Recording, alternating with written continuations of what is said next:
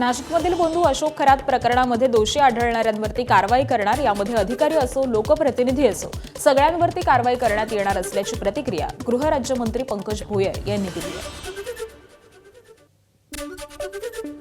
प्रकरणाची व्याप्ती लक्षात घेता आणि अनेक प्रकरणं हे महिलांशी त्याच्यामधले काही गोष्टी महिलांशी संबंधित असल्यामुळे प्रकरण संवेदनशील आहे.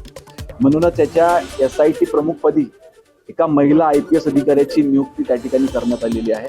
याची सखोल चौकशी केल्यानंतर त्या ठिकाणी जे ह्या चौकशीमध्ये दोषी आढळतील त्या सर्वांवर कारवाई होईल. ABP माझा, उघडा डोळे बघा नीट.